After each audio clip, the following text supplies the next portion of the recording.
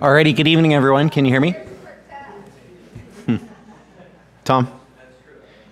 All right, everyone. Welcome to the October 26th meeting of the Garden Grove City Council. We'll call to order. Madam Clerk, would you like to call roll, please?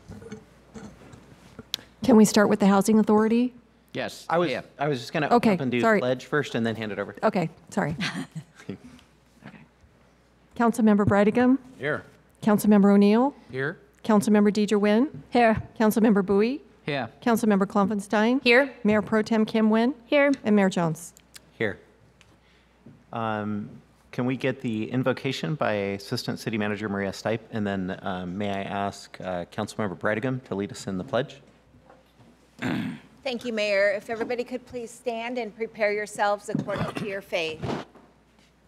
Dear Heavenly Father, as we meet here tonight to make decisions for our community, may we use only our best skills and judgment as we consider the merits of each matter before us. May we always act in accordance with what is best for our city and for our fellow citizens. Amen. Everybody please face the flag, put your hand over your heart, and repeat.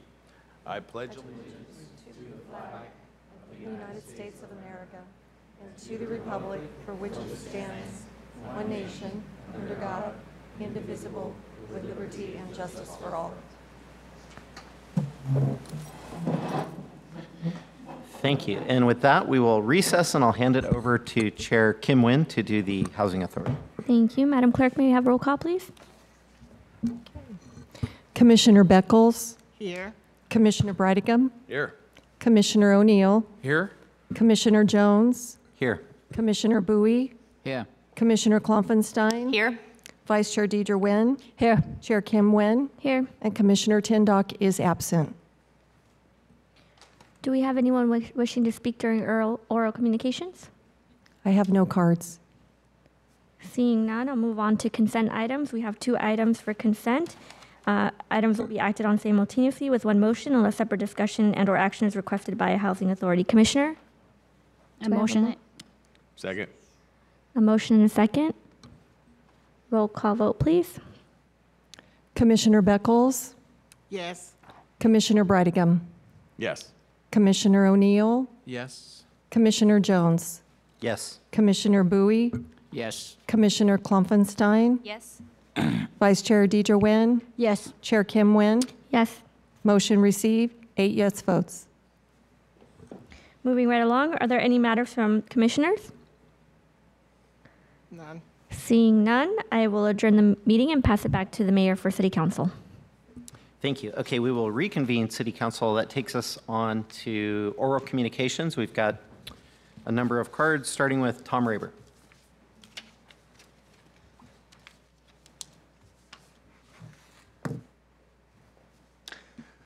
Hi, I'm Tom Raber. I'm going to start off by saying thank you to the city manager, Scott Stiles, and to my councilman, George Brennigan.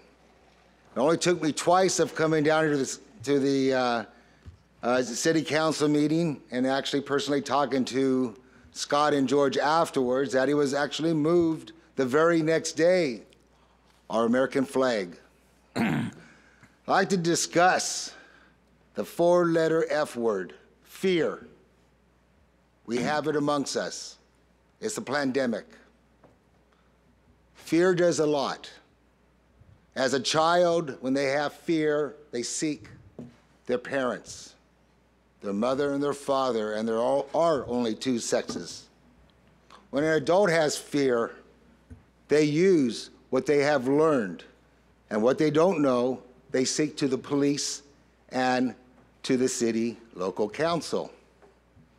When the government decides to give fear back and those that are there here, that's when fear is its worst. During this pandemic, we've been told to put diapers on. You guys sit here. You 7 elected and you staff sit here between 2 plexiglass. Why? Do you know this air is recycled? So it really doesn't do nothing. You guys are doing it for the effect that there's a pandemic. When you go to City Hall and they have all their plans there, all the new drawings of additions or new homes or commercial buildings. Those plans are not in any type of special wrapped that they are toxic, that they have a virus. They're just there. The employees at City Hall, if they're sitting down at their desk, as when you go to a restaurant to eat, for some reason, this pandemic doesn't attack you. But when the employees get up from their chair, they have to put the mask on, as when you're in a restaurant, you have to put the mask on. Does that really make sense? We have to use our common sense from now on. We have had our U.S. Constitution taken away September 11th of 2001 because of what happened. And I do know what happened, and what you think that happened with these two airplanes is incorrect. In fact, how did Building 7 fall? If there was no airplane, they hit it. We lost our U.S. Constitution to travel. The Patriot Act took that away from us. The government, a new 3-letter word government, can search and seizure our luggage. They can pat you down. Last thing, let's go Brandon, let's go Brandon, let's go Brandon. Thank you. Thank you. Nick Dibbs.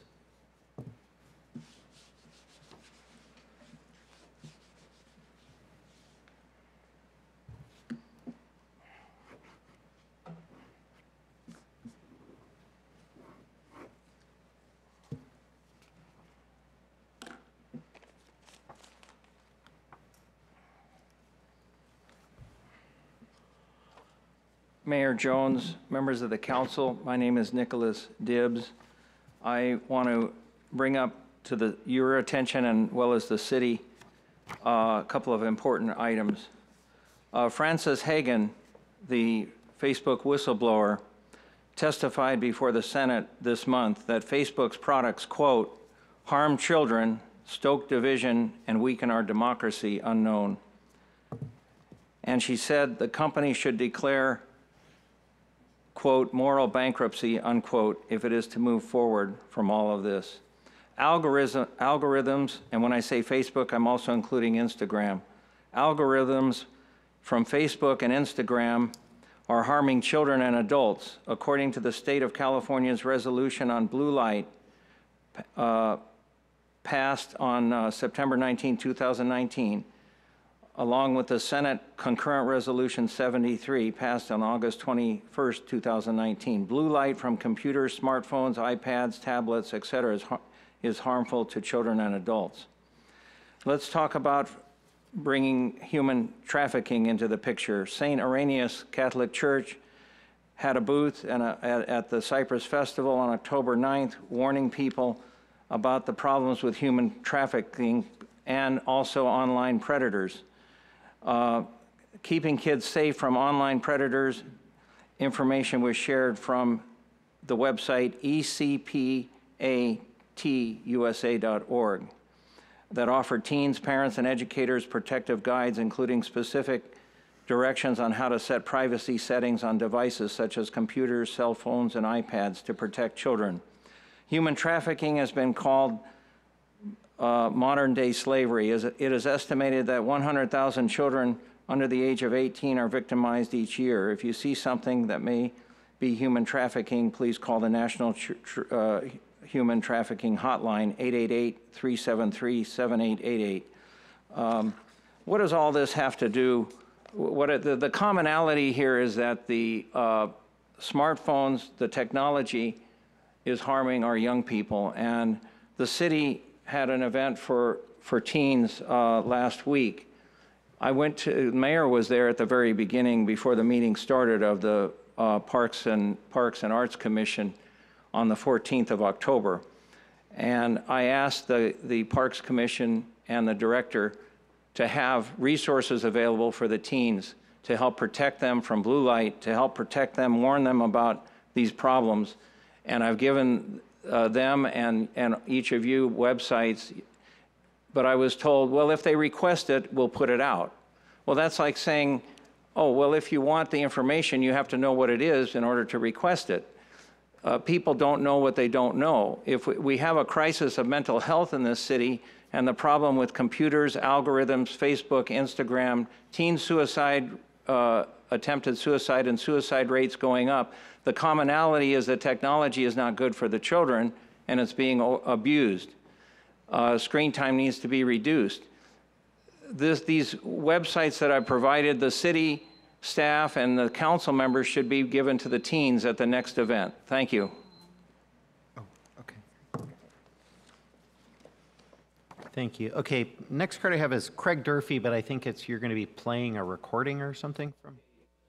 Is under a medical condition under doctor's care, and he cannot be here in person. And I've mentioned to the council that if other people who can't attend in person should have a means of doing so and providing the information. I remember when Charles Mitchell spoke out many times. He's not around anymore. Not everybody can be here.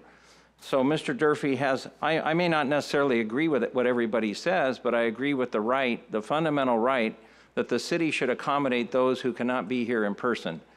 Mr. Durfee has a recording which I'll be happy to play. Before you do, point of order, can we check to verify that that's okay to do? I was told by the city clerk that it would be fine. I want to hear from the city attorney, but thank you for that. Our current, the City Council's current regulations with respects to meetings and public comments normally apply to individuals who are attending council meetings. There is no provision in there for playing of recordings. Well, just because there's no provision doesn't mean it can't be done. I'm not in favor for allowing for a recording unless we change the rules to do so. I don't want to set precedent and allow for that to happen unless we're going to change the rules to allow for it.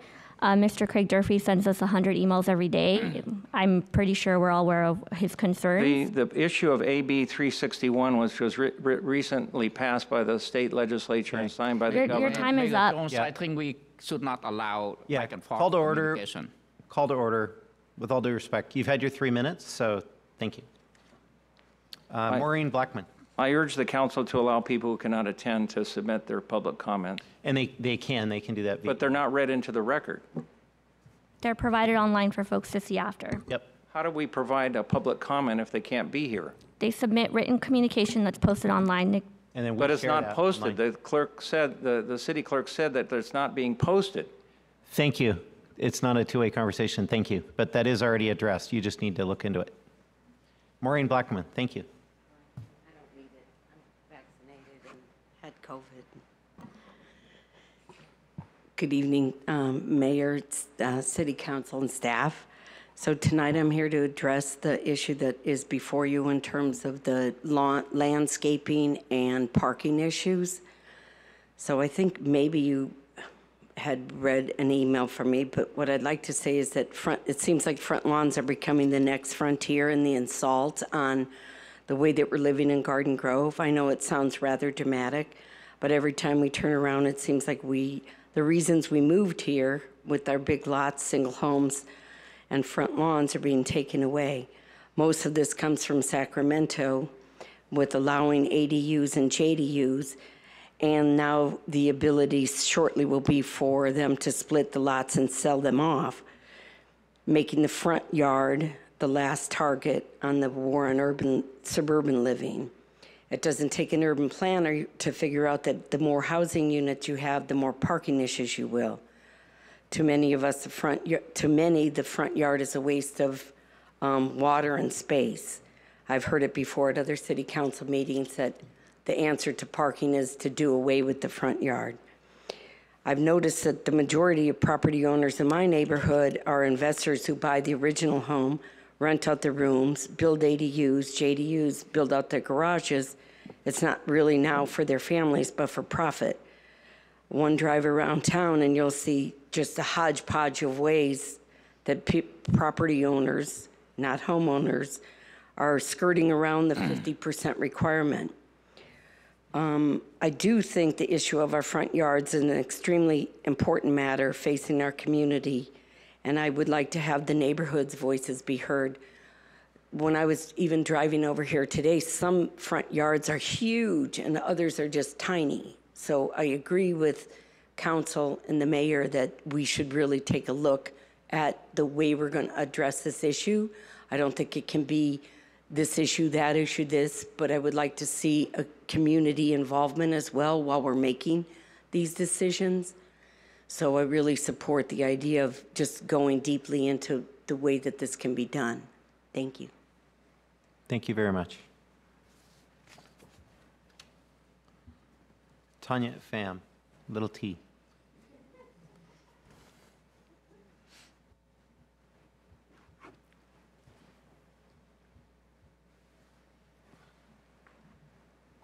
Good evening, Mr. Mayor, council member, and city staff, and the community, and everyone at home.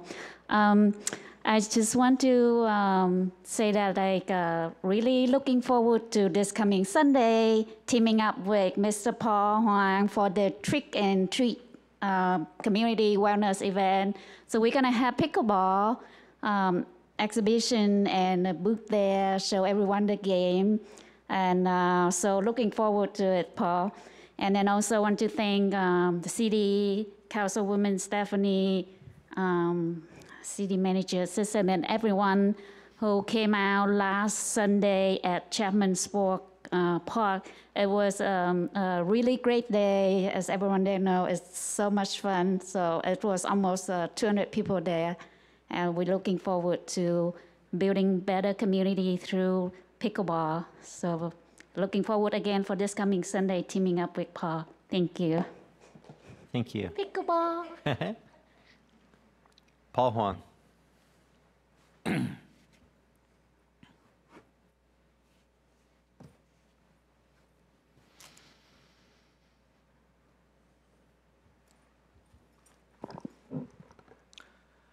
Good evening, dear Mayor and City Council members, City Manager, and city employees.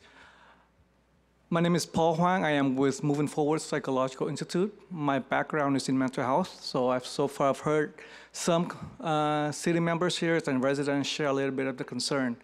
I love, as a former refugee, as someone who has lived and grew up in a communist country, I appreciate freedom. The fact that we have this opportunity to be here to voice our concern is great. I also ask for the respect for everybody, but also for the decency to be civil as well. We have the opportunity to show our concern, but just like mental health, with all of us, the city managers and the mayors and the city council members here, there's a lot of work on their plate as well as on the city. That does not negate the fact that things are done or not done, depending on resources and availability. My quick point is that it's also very important for this opportunity for residents of the city to come and also acknowledge what work. What works in our city, what goes well. And I believe that, first, I want to thank the city mayor, City Councilwoman Tuha, as well as Fat Bui, as well as everybody here for voting to sponsor the event coming up this Sunday at the right way.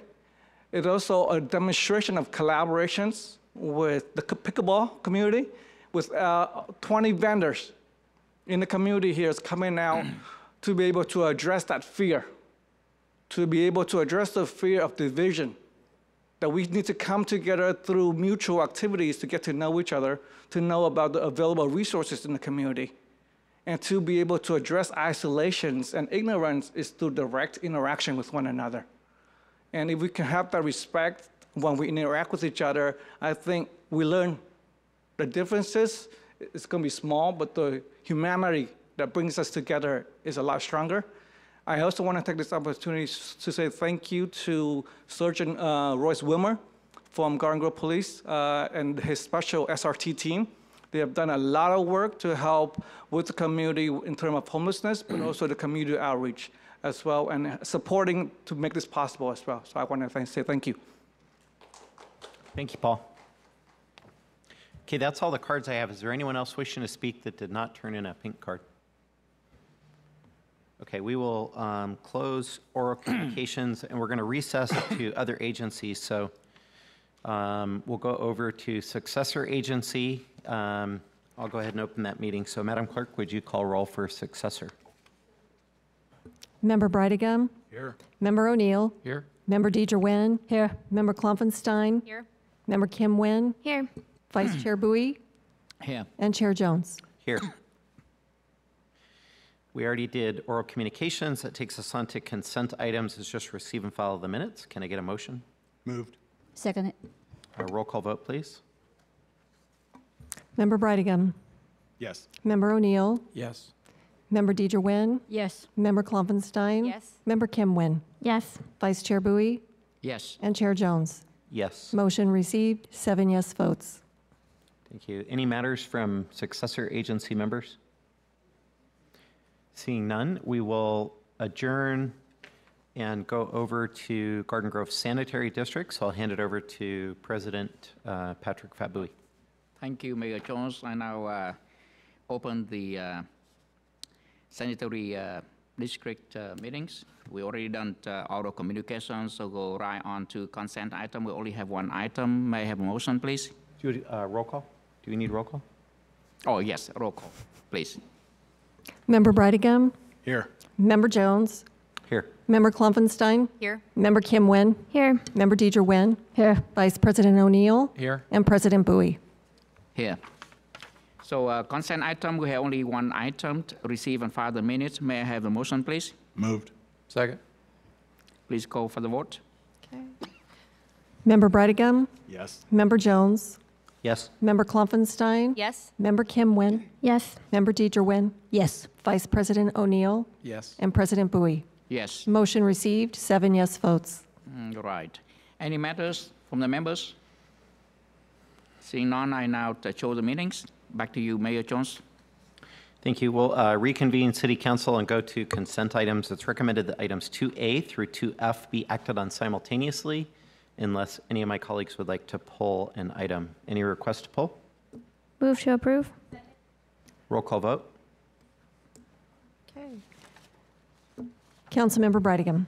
Yes. Councilmember O'Neill. Yes. Councilmember Deidre Nguyen.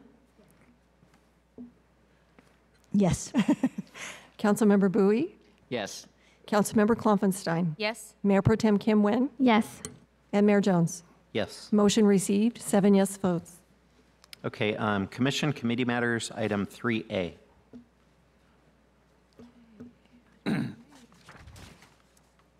Item 3A is to receive and file the Measure O Citizens Oversight Committee Annual Report for fiscal year 2020 and 21. And Chair Sandra Thomas is here, along with Finance Director Patricia Song.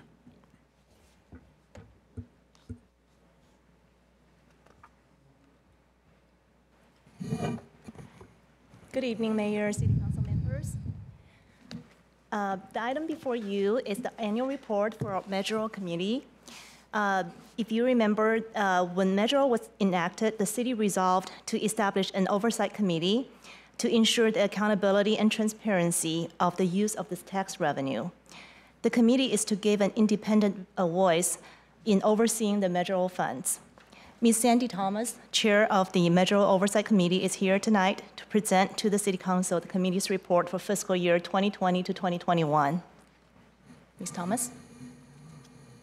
Good evening, Mayor Jones and council members. Thank you.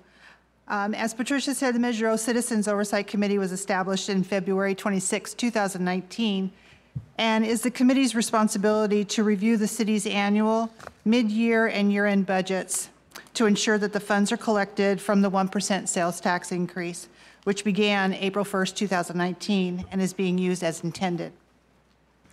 Our objectives is, number one, does the current audited financial information reflect that the Measure O Public Safety and Vital City Services tax was collected and appropriately spent? And does the city's proposed general fund annual budget and CIP plan protect and maintain the city's core services, including public safety? For this fiscal year, we had our first meeting September 21st, 2020. And in that meeting, City Manager Scott Stiles shared information on the financial impact the city is facing due to the COVID-19 pandemic. Finance Director Patricia Song reviewed the draft annual report that was to be presented to the City Council on November 20th, 2020. This report was to communicate to the City Council the Measure O Citizens Oversight Committee's activities during the past year, as well as findings on the city's financial statements and budget documents as required by Resolution Number 9540-19. The committee also reviewed the adopted fiscal year 2020-2021 budget as presented by the budget manager, Ann Efert. In addition, the committee reviewed the preliminary fiscal year 2019-2020 Measure O revenue and expenditures. And during that review, we wanted to make sure that the current audited financial information did reflect that the Measure O Public Safety and Vital Services tax was collected and appropriately spent. And yes, as you see from your Table 1 and Table 2, 73% of the city's general fund was for police and fire for the fiscal year 2019-2020. The committee reviewed the financials, which were determined to be reported properly and were approved by unanimous vote. Our second meeting was February 22nd, 2021. In that meeting, we reviewed the fiscal year-end 2019-2020 audited financial information, reviewed the 2021 mid-year general fund revenue and expenditures, and we received information and an update regarding the city's COVID-19 related costs and relief funds. The committee's findings after reviewing the city's audited financial records for fiscal year 2019-2020 and the budget information for fiscal year 2021-2022 and 2022-23, the committee concluded the following. The audited financial information presented to the committee for fiscal year 2019-2020 properly reflects the Measure O Public Safety and Vital Services tax was collected and appropriately spent. The city's adopted general fund biennial budget and the 5-year capital improvement plan for the fiscal years 2021-22 and 2022-23 protect and maintain the city's core services, including public safety. The conclusion was the committee had reviewed the financials and were determined to be reported properly and was approved by unanimous vote. Recommendations from the council or from our committee is to make sure that the allocations established for the purpose of Measure O was not to be less than 70% for public safety and any overages to be discussed as allocation to other facilities if necessary. We will review the year-end audited annual financial information, which includes the Measure O tax revenue and expenditures. We will also review annual general fund operating budget and update the committee periodically on general fund revenue and expenditures to ensure a clear system of accountability. And that's my report. Thank you, Patricia, and thank you, Sandy, for agreeing to and continuing to serve on that panel. It's very great to have you and all of your tacit knowledge on there. So great staff.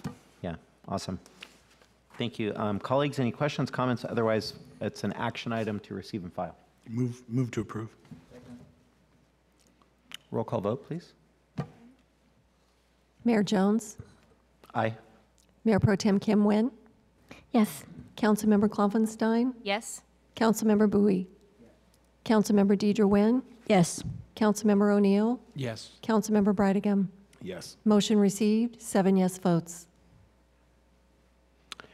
Thank you. That takes us on to matters. We have 2 listed. So item 4A is information technology update as requested by City Manager Scott Stiles. Yes, Mr. Mayor, council members, I've asked our IT director on en route to just give us a short PowerPoint presentation and an update on some of the activities of his department and what they're involved in. Thank you, Mr. Stiles. Honorable Mayor, members of the City Council, I'm here to provide a brief IT department update. The first category of work I'd like to address is operations. Operations is simply ensuring that existing technology continues to work. The IT department supports well over 2,200 network devices, including servers, switches, desktop PCs, laptops, tablets, phones, printers, and copiers. Operational work is tracked through a request system, and here are our year-to-date numbers by department. As you can see, we have had over 1,300 requests so far in 2021. The police department is our most active customer, which makes sense as the PD has more technology than any other department, And since they are a 24/7 shop, they use their technology more often than any other department. Our second category is projects. Projects represent the implementation of new technology. Sometimes it is a replacement of something old, like ERP, and sometimes it is something new, like the Foodie app. Projects are customer-driven. Typically, we don't decide to just implement new systems on our own. Most of our recent projects have been centered around the public website. We have been keeping our webmaster, Cesar Gallo, and our graphic artist, Anna Gold, really busy lately. New projects include a modest site redesign, the Foodie app, an American Rescue Plan page, an update to the redistricting page, a homelessness dashboard, and a new, easier-to-navigate open government portal. The largest project on our plate currently is Phase 2 of the ERP implementation, which goes live in January of 2022 and includes new HR and payroll modules. Once a project is completed, it transitions to operations. For example, ERP Phase 1 was completed in July of 2020, but most of the 188 requests we had from the finance department in 2021 were related to ERP. It's like buying a new car. You still have to replace the tires, the brakes, and the battery to keep it maintained. Every project comes with this sort of overhead. And finally, our third category is research and testing. This is about opportunities or threats. Lately, we have been testing quite a few cybersecurity tools. I do believe that cyber represents one of the biggest threats we face as an organization. So we are in a state of continuous improvement. And we spend time testing because new technology doesn't always work as advertised. And sometimes successful tests can become future projects. That is it. Thank you, and I'm available for any questions. Great. Thank you, Anna. Colleagues, questions, comments? No questions, but just a comment. Wanted to thank Anand for the presentation and for please extend my gratitude to your staff. I just finally went on to my Surface and tried out the OpenGov changes, and they look amazing, so much better than before.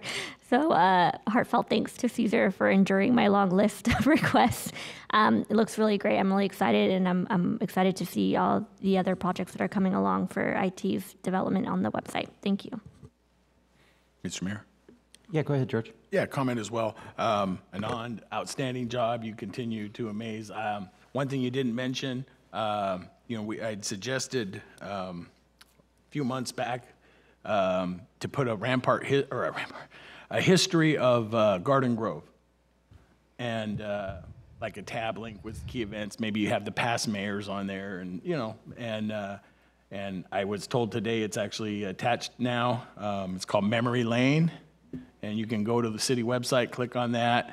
I think it's going to be expanded to have some, brief history and bios of the mayors and whatnot, but you can go on there now and look, and the pictures are up there of past former mayors, and I thought it was pretty neat, and he did a great job with it. So, you going to it? Going to try. I usually try not to do stuff on the fly, but. But yeah, that was for such short time span. I think I brought it up maybe a month ago, and boom, there it is. And I thought, wow, that's really kind of neat. There it is, Memory Lane. And you got the former mayors, the times they served. I think eventually we'll have some of their key things that happened during their tenure with the city, and that kind of thing. So it's kind of cool. Anyway, good job on that. Thank you. Cool. Tuha first, and then John. Okay. I thought John first. What's that? Okay. I just want to make a comment. Just want to say thank you to the IT department. You guys did an awesome job. There's a lot of projects, a lot of apps that really require a lot of your input, so as well as your, especially on the cyber attack and stuff. And one thing I do want to highlight is the Foodie app. It's a hit. A lot of people actually call me and they like it because they've been able to access it. And kudos to all of you. And I just wanted to thank you also. I mean, the website, the improvements that have been made, is so easy to navigate, all the tabs. There's so much information in here, it's mind-boggling. And then I want to thank you for all the work you do on a daily basis to protect the city for cybersecurity and things like that. It's a daily, eyeball on what's going on with phishing and all that kind of stuff, with emails, with the amount of business that we do. So thank you so much. Appreciate it. All righty. Thank you. 4B, discussion regarding staff analysis of the city's municipal code regulations pertaining to landscape and parking as requested by City Council. Mr. Mayor? Yeah, go ahead, George. I think we had just agendized this so we could formally give guidance to city staff to start the in-depth look into the parking. You know, something that's probably going to take a few months to complete. I'm sure we're going to need citizen, you know, testimony and maybe some community meetings and whatnot. But I think this was just a formality that we had to go through this so we could give staff that direction to start that process. So unless there's more discussion, I'll make the motion that we give that direction to city staff. Oh, I see. Can I ask, is staff looking for commentary or feedback or discussion tonight, or how? Like, what would you like from us? I know it's listed as an action item, and to your point, George, I don't think we're ready to lay out any formal right. I think staff was going to but research and come up with some ideas, what might work, what might not work, and that. But it was kind of came up at the last minute at the last meeting during matters. Yeah. And so I think to give formal direction, we had to agendize it for this meeting, so we could start the process, get the community involvement, get the input, and you know, that kind of thing. Something that's probably going to take many months, because we were talking about establishing a comprehensive plan. You know. Yeah, Mayor, if I may. So we did have one public comment pertaining to a citation that was issued to a multifamily residential property for having paved all of the front setback in order to allow for additional parking of the tenants. Our municipal code does require minimum 50% landscaping in the front setback. And that led to the request in the under council comments as to taking a look at our current municipal code, land use development standards, and whether we should continue with the front setback requirements and the landscaping requirements, or take a look at any other options. So that's what led to this item being agendized, in order for you to give us direction as to whether you do want that study, and we can spend the resources to put together that study. And if you can give us some direction as to what you want us to look at, it'd be helpful, because we can probably do the work a lot faster if we have a specific focus. Yeah, I think that's exactly what I was saying. I think the general consensus from the last meeting was we don't want to do it halfway. If we're going to dive in, we're going to do it right. See if there's some actual viable solutions. The sky's the limit. No, nothing's taboo. Let's look at every option available to us. And I think that was kind of what the general feeling was on the council. Thanks. Fat, go ahead. Yeah. Mayor Johnson, council members, part of the reason that I request to agendize a discussion and taking an action item to direct staff to do a multi-effort approach to understand the issue that we have at hand, and perhaps come up with some general idea of how are we going to address it. We certainly don't have any feel for how we are going to deal with this, but I do remember that over the past, at least the past 4 or 5 years, I have been drawn, and many of you have been drawn into parking issue that the residents face. It become a nightmare for many of them.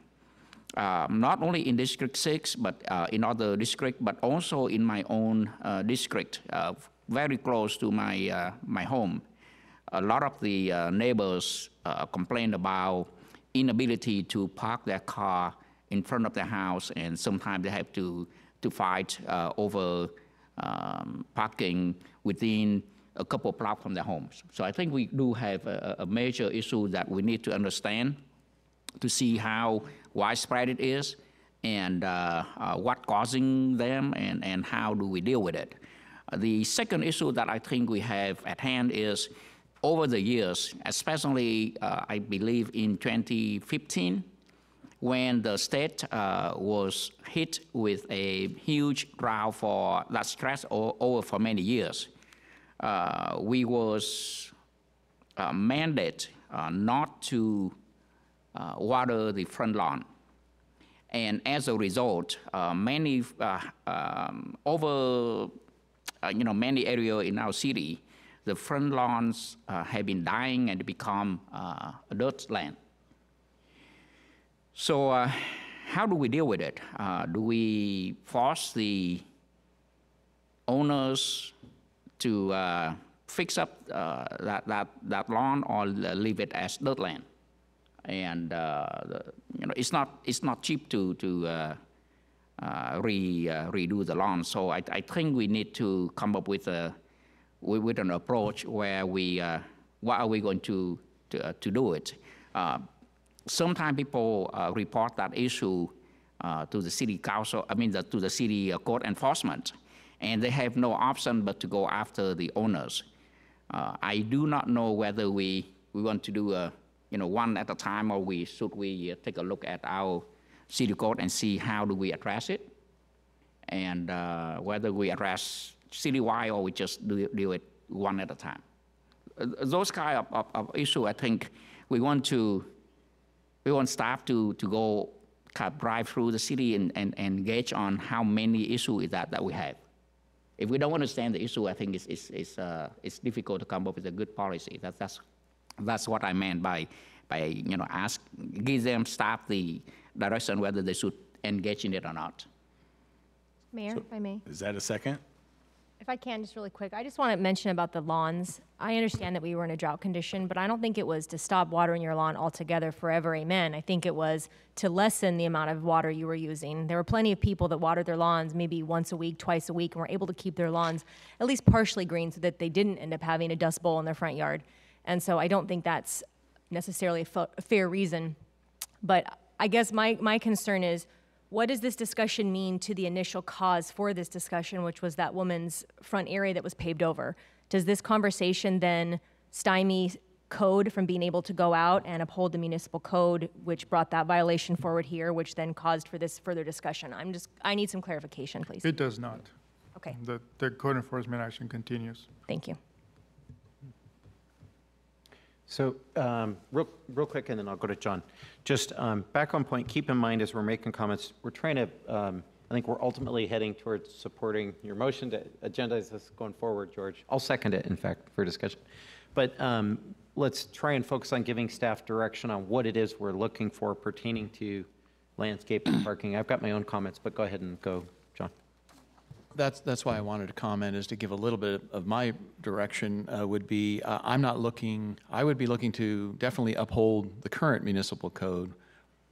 And I would also be open to ideas about how we can improve things in the city.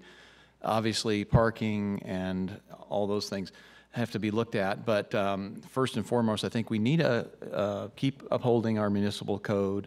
And there's reasons for those codes, and it has to do with, keeping property values up, your living, our lifestyle of living. I'm frustrated because I have neighbors now in District 2, I call them my neighbors, that because of the conditions have gone down in the neighborhoods, I have people actually almost going to blows or actually physically assaulting people because they have trash on their property because they don't have parking or this or that. So maybe first we look into the parking situation. But I'm not looking to have the city study for months on something that I'm going to uphold the current code. I don't want to water down the current code. I want to uphold it so we can keep our property values, keep our manner of living up, and raise all boats, right? But so I don't want to spend months and months of have city staff time coming up with things that aren't going to help us improve the situation. So that's my 2 cents. Mayor? Tuha? For me, I think I'm very open to ideas. I think staff, if you be able to look on the neighbor city, let's see what's we can learn from them, or at the same time we see what they're struggling, or as well as what have they done we can study and as well as to adapt what they have, borrow shamelessly. So let's see if, and our neighbor city, what did they do to resolve, especially the parking in the neighborhood, and especially the front yard as well. And I'm very open to idea. I think it's time to think outside the box as well. And of course, the community input is very important as well. So that's for me. Mayor Jones. Kim, and then Stephanie, and then Pat. Thank you. The reality of the matter is that we have over 19,000 units that we need to build in the city of Garden Grove. So the way that Garden Grove has historically looked is going to change tremendously. And we do have the housing element coming to us at our next meeting, which is also going to cause a lot of frustration and conversation that I would like for it to take into consideration the zoning changes that are going to be applicable to how this would affect this ordinance. I concur with the Councilmember Tuhan Nguyen's comments about thinking outside of the box, right? What works in certain neighborhoods isn't going to work in others, where we're going to have increases of density. You know, having huge patches of lawn is not going to work. So what are other cities doing to create, you know, green spaces in their higher density areas? Are we doing parklets? Are we doing mobile grass type little things like we've done in the past with that parklet, Mayor Jones, that you had on Main Street? Things that are not, I guess, the usual cookie cutter standard that we have for bedroom communities, because that's not what we are anymore, and we're not going to be that, looking at how the state has directed us to build an infinite amount of housing units. So while I understand wanting to preserve a lot of our neighborhoods currently, the reality is that that's going to change. And so how do we best do that to fit all of our communities? Because we have some, you know, areas, District 6 has one park, and we are an extremely dense area, and we're only going to get more dense based on the zoning changes that are going to take place. So I also have to advocate for creative solutions for my residents and that of District 5 as well, seeing that that's the other highly impacted district. So I'm looking for what are other cities doing, cities like Long Beach. I know that they have a lot of, you know, great projects that they've passed around this. So let's look at other cities that are impacted just as much as us with having to build a lot of units, and what are they doing to preserve green spaces and the quality of their neighborhoods. Go ahead, Steph. I think this is an opportunity as well for us to utilize our commissions, preferably the NIC Commission, maybe some others, in, I think, taking some of these deep dives into looking at what is going on. And I also agree with making sure that we have community input. This is going to be contentious because not everybody agrees. I don't think all of us as council even agree. So I can only imagine how the residents feel. And each district and each street and each neighborhood feels differently about what they want their little world to look like. So this is going to take time and a lot of discussion and a lot of thought as to what we want Garden Grove to look like moving forward. And a lot of people are going to have a lot of different opinions. So I don't think there's, in terms of bringing in the commission and bringing in the public and obviously talking to staff and having conversations as a council, I think all of that's going to be utilized. I understand that we need to, especially right now, uphold the municipal codes that we have and make sure that we support our code enforcement department as they're going out and dealing with this face-to-face every day. So that's first and foremost. And I don't think this needs to take months and months, but I do think this is going to take a healthy conversation, and we're all going to have some patience and come together and really think of what's best for each little pocket in each area of the city, because it's a very unique city. It's a big city, and what works in one area might not work in the other. So it will take some time for sure. Mr. Mayor? Hold on, Fat, and then George. Oh, sorry. Yeah, I just want to point out two very difficult areas. Obviously, we have many difficulty, but the two that I see the most is the parkings.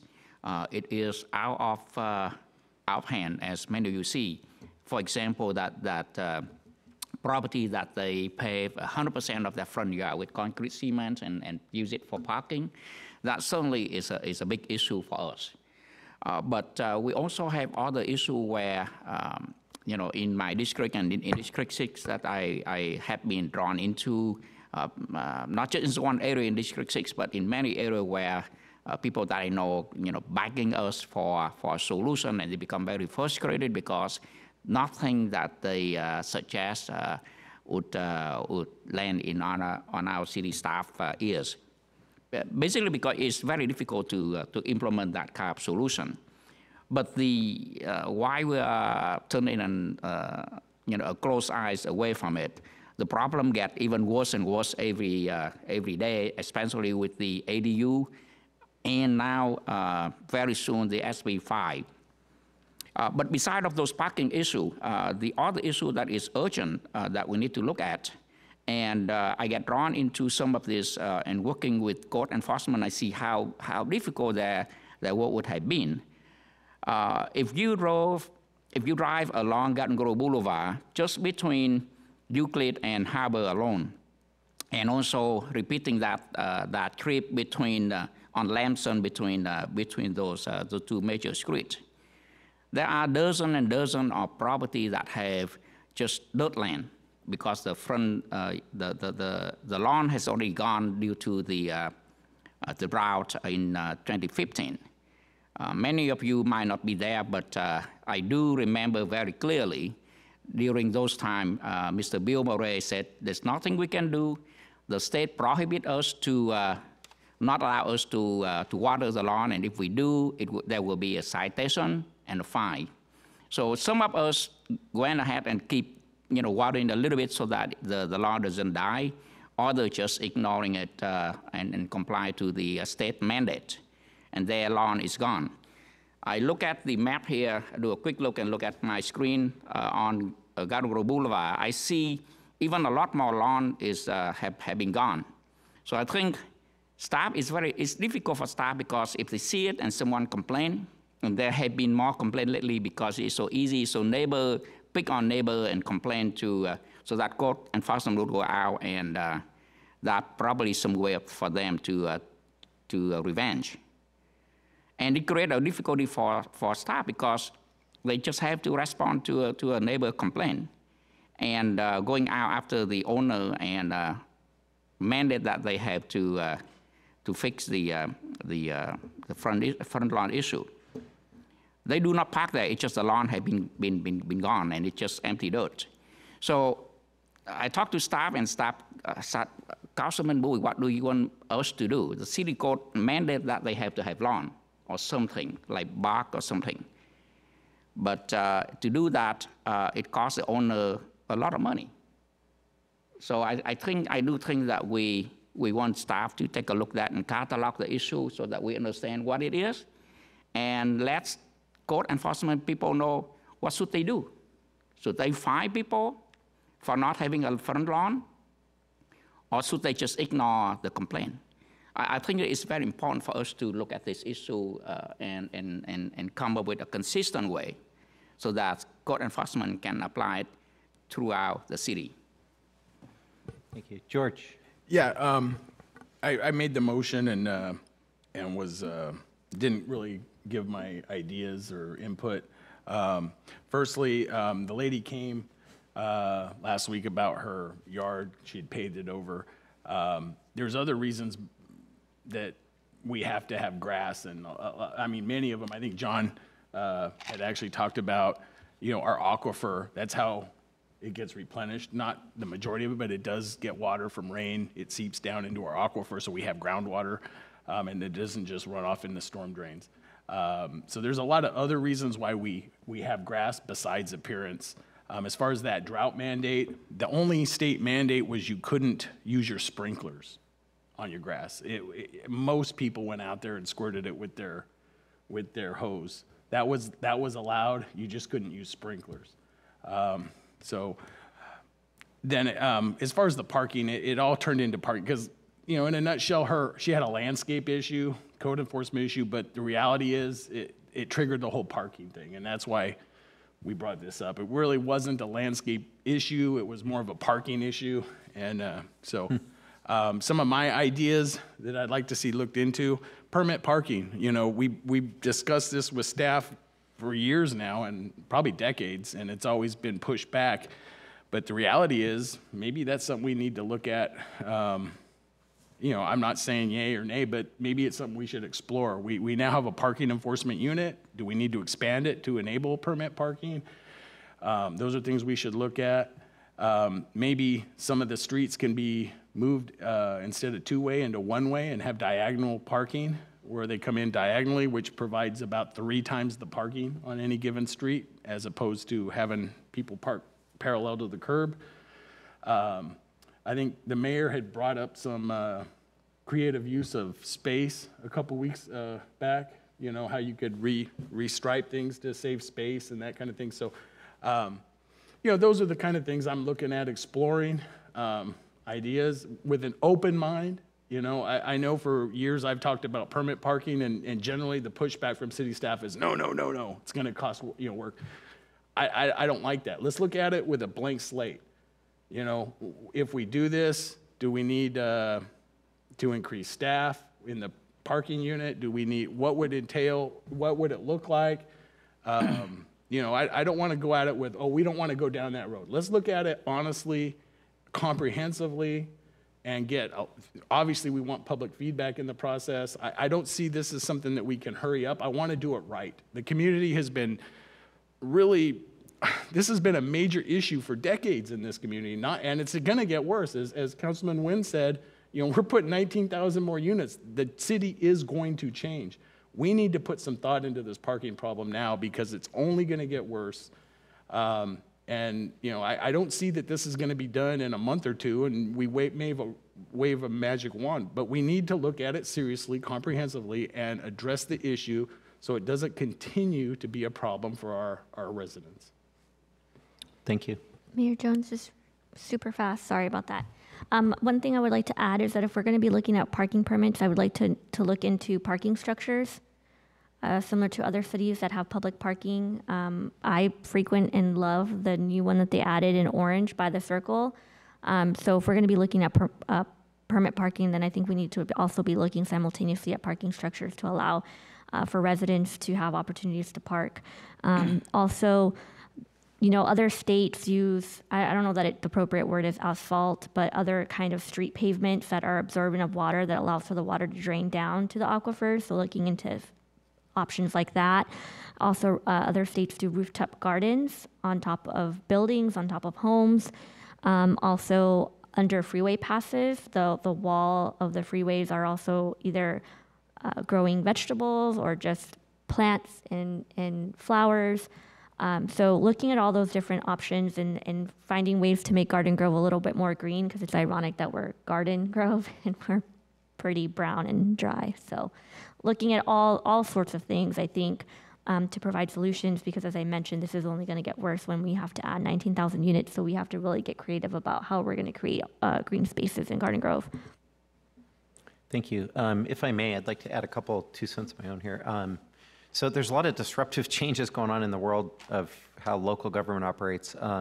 The state of California, in its infinite wisdom, has been imposing a lot of mandates and new laws, which are requiring us to go into kind of uncharted territories to accommodate more housing supply and thereby kind of address the affordable housing imbalance, right? So there's part of that that's pure, and that I think we all want to address affordable housing and keep Garden Grove residents in Garden Grove and not push people out of the city. But that's met with the balance of how do we preserve and protect our traditional single-family neighborhoods? How do we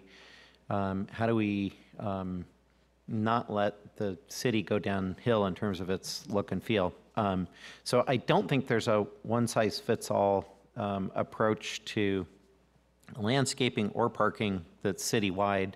Part of my ask would be that we look into, is it possible to address kind of different standards in different areas? And particularly, I think about transitional corridors where you have multifamily neighborhoods or mobile home neighborhoods, apartment neighborhoods that abut single-family neighborhoods, and where you've got an existing stock of multifamily units that were built in the 50s and 60s, back when there was one car in every garage, and now household sizes have increased, the number of cars per household have increased.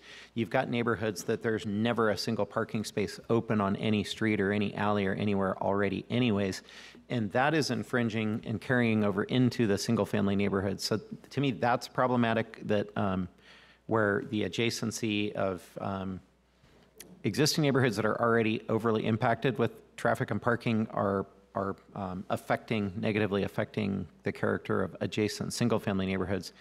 That's where I made a comment, I think, a couple weeks ago, that maybe there's a different standard that would allow a decrease in landscaping requirements and additional parking in certain areas that are already overly impacted so as to help protect adjacent single-family neighborhoods. But to say that you're not allowed to pave over your green lawn in a single-family home neighborhood and degrade the character. So I don't know, I guess it's asking to look at maybe different solutions in kind of more impacted areas versus other single-family areas and trying to come up with a balance that fits and works and is productive and helps with parking and daily life in the overly impacted areas and without disrupting the single-family character of our older neighborhoods. Anybody else? Anything else? George, can you repeat your motion exactly what it was?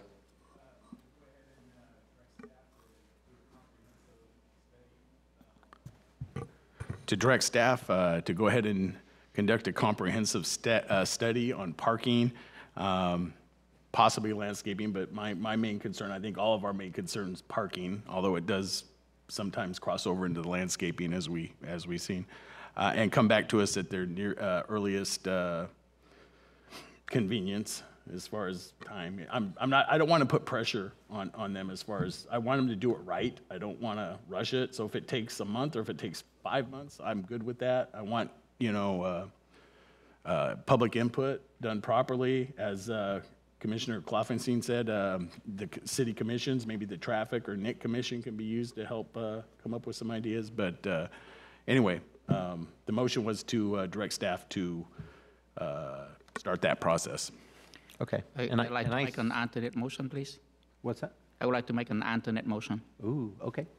Not just to do it to study for parking issue, but also addressing front yard, because I believe it is becoming a chronic problem for many, and especially make it difficult for code enforcement to figure out what to do. So I would like to do both parking and front yard landscape. Does that have to be an alternate motion, or can that be that just was sort of my incorporated into? Yeah, it was already in my motion, Pat. Okay, all right.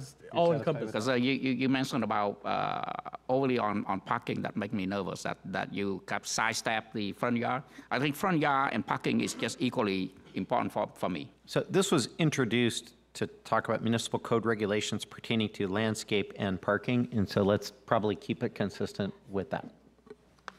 So agree. I would second that. Okay. We've got a motion and a second and a third. Roll call vote. Mr. Mayor? Oh, yeah, I'm sorry. Yeah, go ahead, Scott. Do you have all the direction that you need? Yeah. I just thought a couple comments I thought might be helpful for me to make before you go on with voting on everything. And that's, I think the very first thing Councilman Breitigam said at the beginning was what staff is looking for is some direction on what to do and take some next steps. So a couple things I wanted to just mention to you. I mentioned very briefly, I think at the last council meeting when we had a quick discussion about this, is that the Southern California Association of Governments, SCAG, has just very recently awarded Garden Grove a $325,000 grant to do a parking demand study. So it's really aligned with a lot of the things that all of you are talking about right now. Councilman Breitigam is exactly correct. It's not something that gets done in 2 weeks, 2 months. It's going to take a little bit of time, but just to let you know where that stands, our staff right now is working with SCAG, and they are finishing up an RFP for that parking demand study. What I anticipate will happen is that they'll finish up the RFP. What happens is SCAG selects a consultant, they pay the consultant, they do everything. No money actually comes to us, but we in effect are the recipients of all their work. So as I understand it, they'll select a consultant probably sometime in December. And as I'm thinking about it, it might be a real good time when that consultant is selected to invite them to come to our meeting, talk a little bit about the scope of what they're going to be doing. It'll give council a chance to talk to them about some things that you might want them to really focus on. And I think it could be a good part of the discussion that we're having. As part of the grant, they're envisioning community meetings to solicit input. Various community meetings throughout the city will be part of it. They're going to focus on some of our parking problem areas that we're all familiar with. A good example, over in the mobile home park area by Hasner and Lamston, where we know that there's all kinds of parking issues. Longtime homeowners are suffering from lots more cars on the street. So they're also, I think, focusing, Mr. Mayor, on some of the things that you talked about with some transition areas and areas where parking seems to be spilling out from one area because of density or whatever into some other areas. So that'll be a good chance for us to talk to them about that too. I think they're actually focusing on 6 or 7 transitional areas. And so we'll all get a chance to talk to them about that and give them more input on that. So the community engagement piece will be a big part of it. But they may be spending a good part of 2022 working on this. And as you have all suggested, you want it done right, you want to get good input. I think we should work with them diligently on that process. I'm excited to see what might come out of it. Just a couple of other comments related to some of the things Councilman Bowie's talked about is from a code enforcement standpoint, it might be useful for some point in time for us to think about what some of our priorities in terms of code enforcement are. Because over the months, a lot of people have different ideas about what some of our priorities should be. So some of our website services have been very easy for people to give us 50 yards that have brown grass, and then our staff is off trying to deal with 50 sudden requests about brown grass, when we know that in some cases there might be a home with a hoarding situation, a house that looks just absolutely terrible, and we're trying to get back over there to make a really big impact there. So at some point along this process, it might be helpful for us to actually look at code enforcement and the various areas of work where they're doing things. For example, life safety issues might be among the very top items that we want them to focus on. So I think maybe that's something that we can give some more thought to. And then the final comment I wanted to make is the Planning Commission just heard some of the general plan density issues at their last Planning Commission meeting, and that's scheduled to come to you for your consideration at the next council meeting.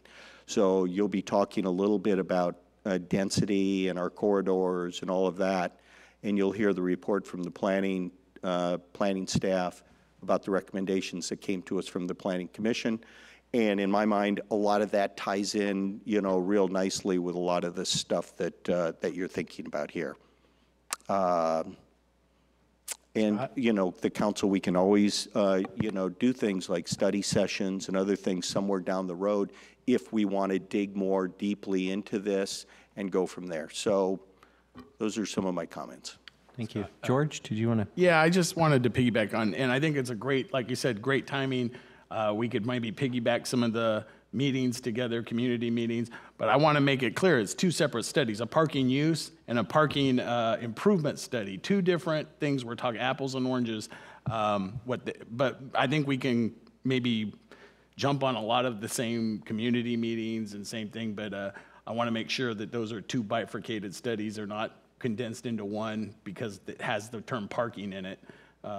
We want one that looks at all the different ways we can make parking better in our city. What's viable, what's not viable, what are the pros and cons of each thing, that kind of thing. Not necessarily where the bad parking areas are, although it's great to get that, at the same time. Anyway, I just wanted to make that known. And also, I was under the impression, well, I guess I'll bring that up later at Matters.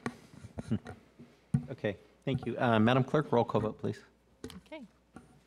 Mayor Pro Tem Kim Nguyen? Yes. Councilmember Klopfenstein? Yes. Councilmember Bowie? Yes. Mayor Jones? Yes. Councilmember Deidre Witt? Yes. Councilmember O'Neill? Yes. Councilmember Breitigam? Yes. Motion received, 7 yes votes. Thank you. Okay, Matters, we'll go around the horn. Mayor Pro Tem Kim Nguyen. I just wanted to share with the community that tomorrow at the Senior Center next door, there's going to be a haunted Halloween resource fair in conjunction with the COVID vaccine clinic. There will be free flu shots if you have your ID and insurance card with you, as well as first, second, and booster shots available. During the haunted Halloween resource fair, there'll be a costume contest and opportunity drawing. It'll be tomorrow from 11 a.m. to 1 p.m., again at our Senior Center next door. And that's all I have, Mayor. Thank you. Councilmember Klopfenstein. Thank you. A couple quick things. Tanya was here earlier, little T as you called her, was here to talk about pickleball. And we all know how fun pickleball is, and it's a great sport. But I think more importantly than that, the event over the weekend really showed how pickleball can bring the community out, and it is a community building event.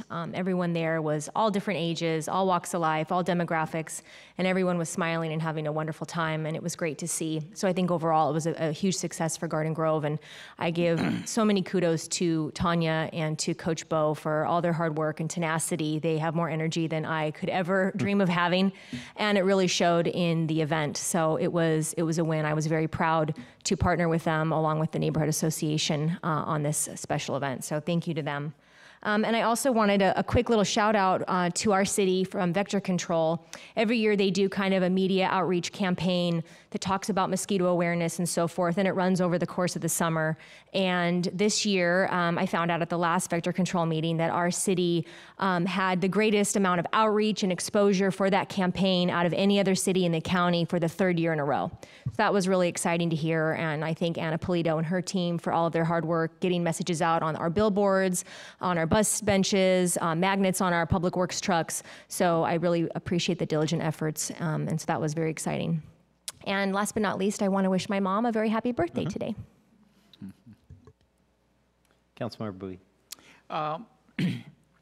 Over the last couple of weeks, I got a lot of inquiry about SB 5, and it's really difficult to understand what it is and what it is not. Do we have any idea of when we can have a study session so that we can understand it, so we can respond to questions from the public? You're talking about SB 9 or? I believe it's SB 5, but maybe I'm mistaken. It's about the new law where people can split the SB 9. parcel. Yes. SB 9. SB 9. SB 9. So we are preparing a memorandum. We're trying to decipher it ourselves. It's very difficult to understand for a short statute because it has a lot of permutations. For example, it may allow building 2 dwelling units in a single-family residential lot, but in reality, you can build up to 4. And then if you split it, you can, technically you couldn't build more than 2 if you split it. But again, there's a lot of exceptions built into it as well. We're trying to figure out how all that applies to Garden Grove. And we are preparing a memorandum. We normally present it to the Planning Commission, but we'll make sure that we also make a presentation to the City Council. Do you have any idea when would be the deadline for the City Council or the City of Garden Grove have to adopt it or not adopting it? So there's no requirement for the city to adopt anything. It becomes effective January 1st, 2022, and it's self-executing. There are provisions that authorizes the city to adopt what it calls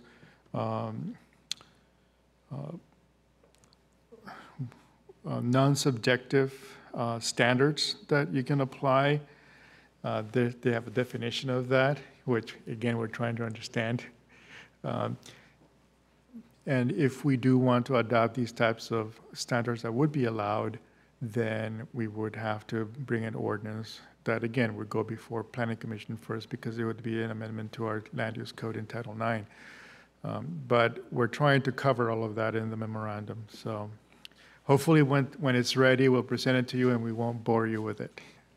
I can tell you won't be bored. Yeah. Can you also have staff, when they do it, give us some general idea how big of an impact it would be for parkings? I understand ADU alone already create a nightmare for us, let alone this one coming along. What kind of problem are we dealing with here? So the statute specifically stipulates that we cannot require more than 1 parking space per dwelling unit. So for for 2 units, you can only require 2 parking spaces. But if the property is within half a mile of a major traffic center, which means there's an OCTA bus stop, then you cannot require any parking. My understanding is that many of the major thoroughfares in Garden Grove are considered major thoroughfares with respects to public transit. And so many of the properties that are close to the large streets like Garden Grove Boulevard, Westminster Boulevard, Harbor, Brookhurst, we are not going to be able to impose parking requirements. Okay. Councilmember Deidre Tuhawin. Thank you, Mr. Mayor. I just want to share a little bit. This morning I had an opportunity to tour the Garden Brook Senior Village, known as the Rusty Skeleton, for many years. It's an eyesore. But now, if you travel on Garden Grove and Brookhurst, you can see the very nice building, 8-story high. So this morning, I toured the building with City Manager Scott Stile and Maria Stipe and the staff from the Planning Department and the Building Code. It's very beautiful inside. It's very, they're gonna have 394 affordable apartment studios, 1 and 2 bedrooms for seniors. And I want to highlight on the great teamwork that the city staff has been working on this project for many years, and it's really come alive. I think the project will be done by the first quarter of 2022, but this morning I heard Nate told me it could be January or February 2022. So it's only a few months from now. And we do have a waiting list. It's called interest list. If any seniors 62 or older interest in signing up, I think the deadline is November 30th, and you can go online. The website would be the www.conamwaitinglist.com, and you actually can. I believe it's on our website, right, Scott?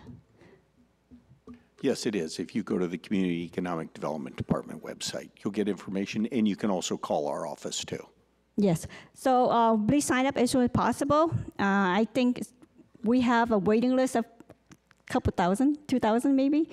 So far already been signed up for this project. So if you have any questions, feel free to call our staff, and we have a lot of information to pass it along.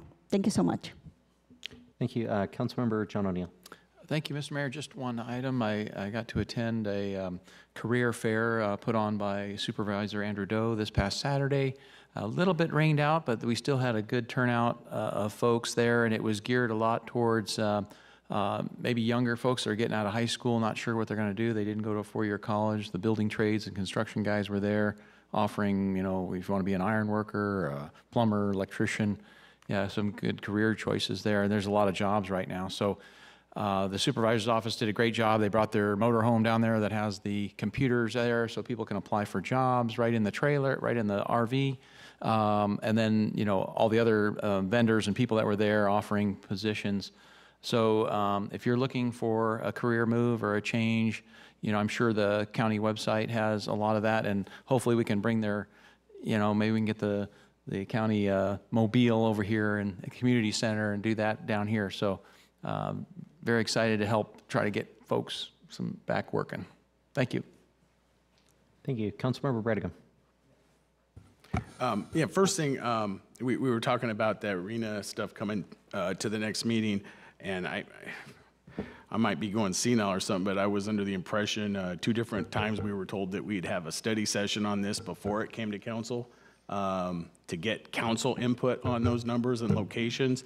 That has not happened. Matter of fact, I was surprised it went to the Planning Commission before that happened.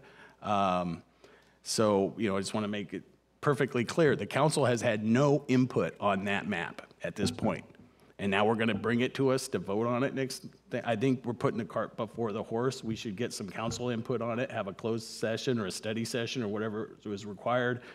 Do that first before we bring it in and get everybody here and have the dog and pony show.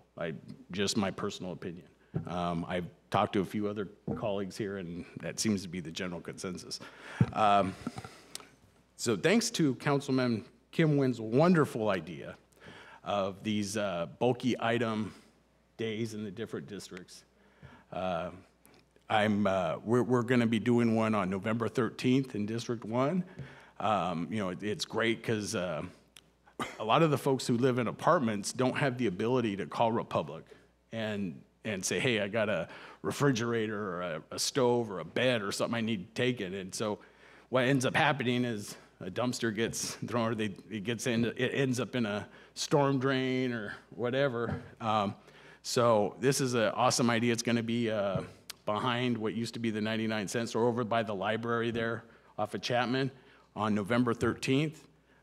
So if you have a bulky item, bring it out and you can just toss it in. We'll have some large dumpsters out there for bulky items.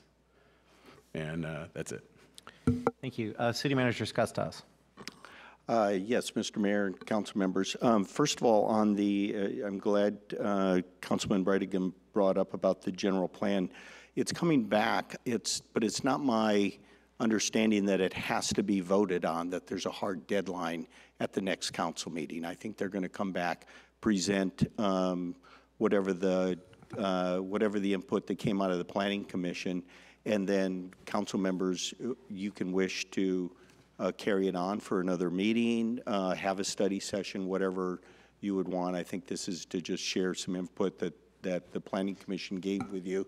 I see Lee Marino is sitting back there, so he should stand up and wave his arms if there's some sort of hard deadline on the 9th. But I don't think. Well, it just seems premature to put it on the council agenda for any kind of approval if we haven't even had any input on it. I think, traditionally, and what we've been told, that we would have a study session or something to give our individual. I know at least 4, maybe 5 of us here have had at least some issues with that initial map that was presented. And I think it would be best if you'd let us at least pitch our causes or whatever before we start bringing in the public and riling everybody up and getting everything going. Maybe it's best we have those discussions beforehand. Anyway, just food for thought. It seems like we put the cart before the horse on this one. No one on this dais has had any input, as far as I'm aware, on that process at this point. So, yeah. Hold on. I would just say, those items, I know they're complex, but they have been in front of us a number of times, in front of Planning Commission as well. So should we not just go through the process and do it all publicly and transparently and start that? Yeah, even if it's a long meeting, or even if it has to be continued or whatever, isn't that just the proper format to do it?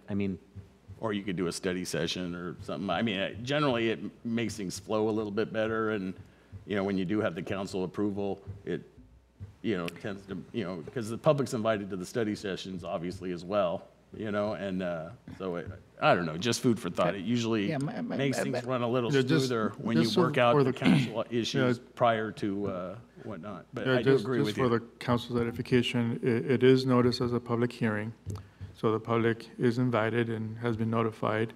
It was a public hearing before the Planning Commission as well, and it includes EIR for the project, which is amendment of various elements of the general plan, and also a zoning code amendment to rezone a few properties to increase density.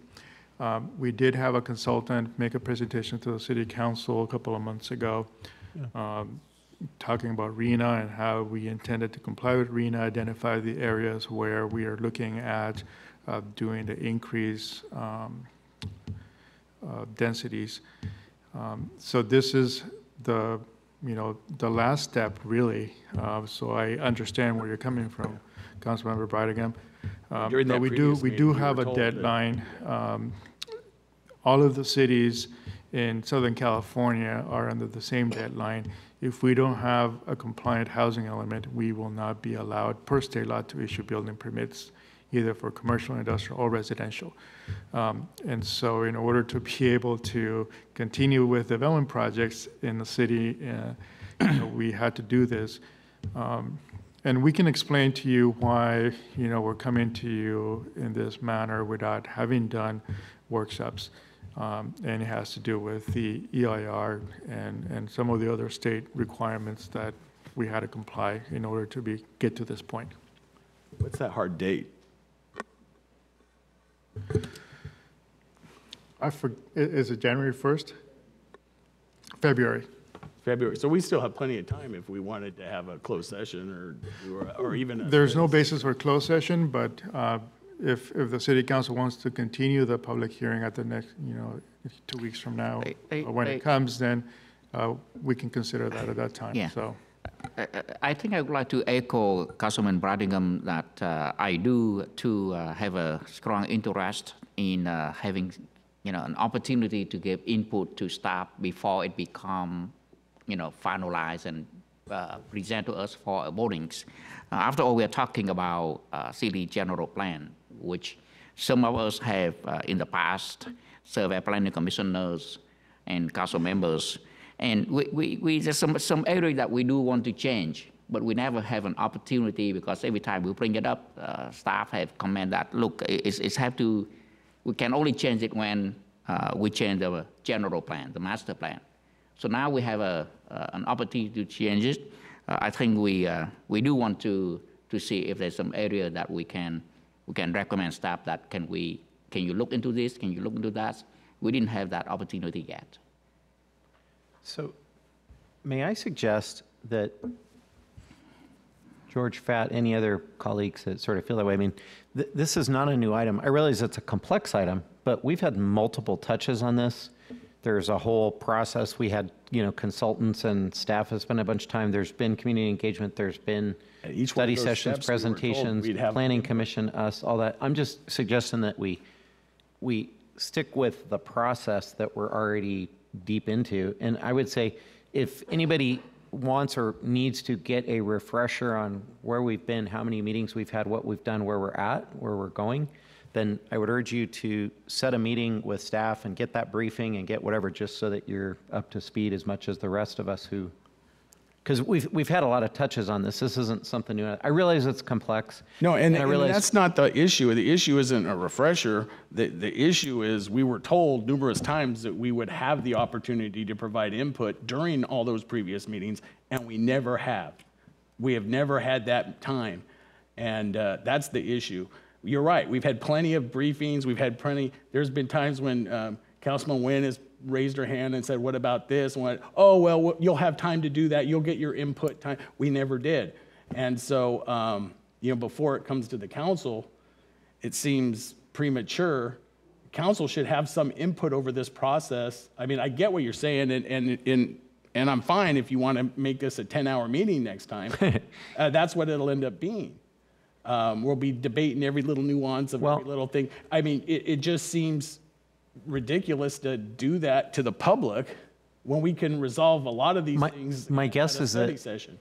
My bet is that a lot of the items that would make it a 10-hour meeting could be resolved if you guys had individual meetings with staff, work through some of the issues that maybe have been covered or haven't, that kind of thing. And we then never we could got focus contacted about anything, and no one's had the time to have those open discussions with each other because of Brown Act violations and all that stuff. So that's where a study session could have came in handy. And I think maybe, if we put a study session together next week or the week after and then bring it to the city council, it'll make things go a lot smoother, a lot quicker than trying to hash all this up after the fact. Or during the council meeting where we're talking about, oh, this one little spot here or this one little spot here, we'll be here all night.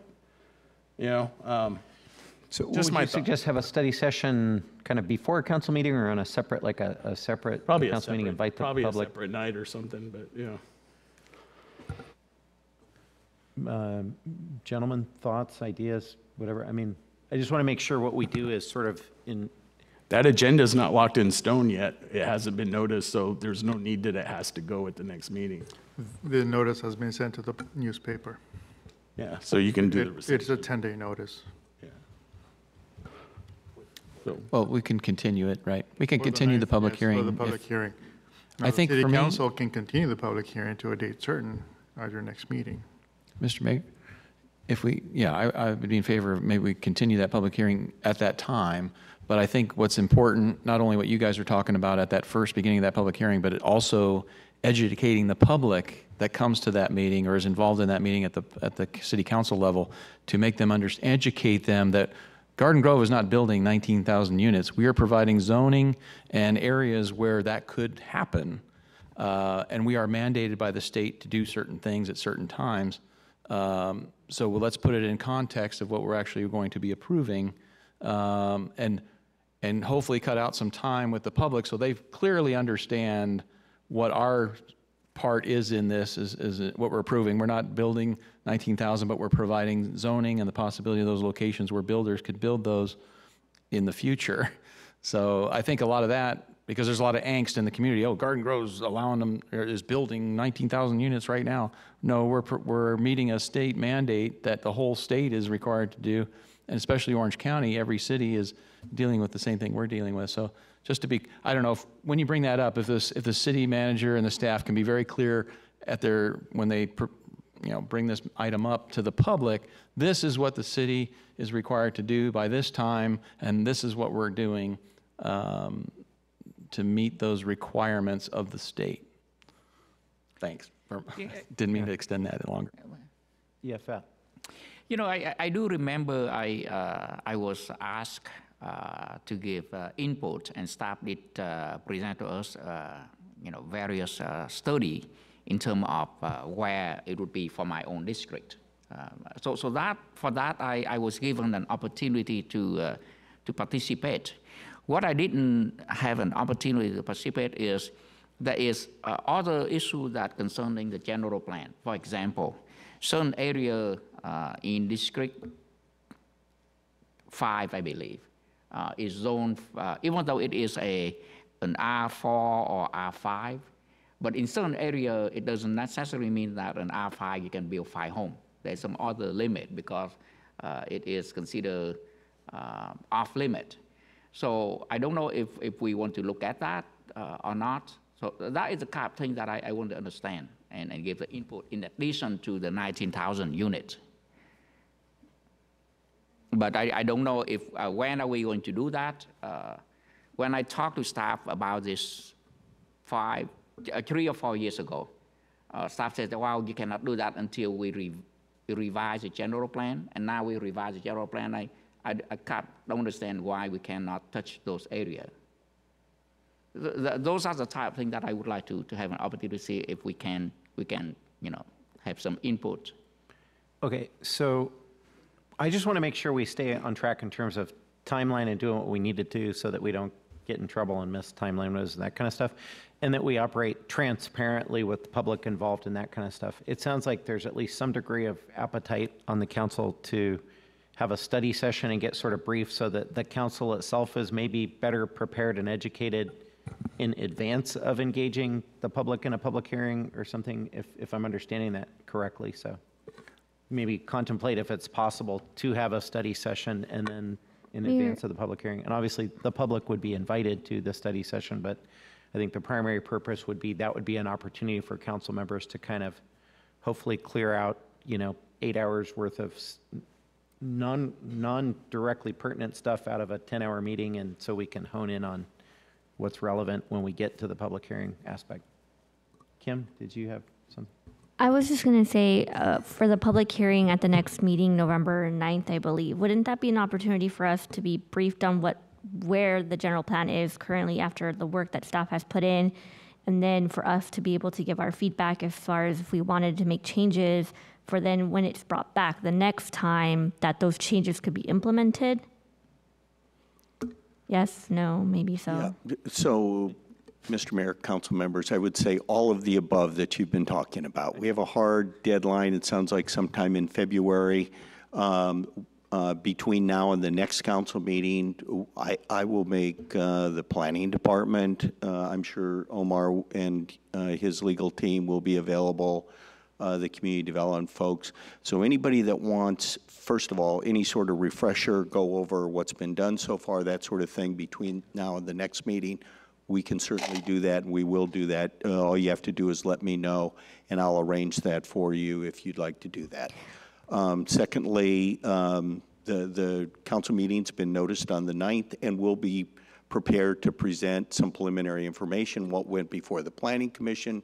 We'll talk about what's been done up to this date with the website, all the community meetings we've had, everything else. We'll talk about that.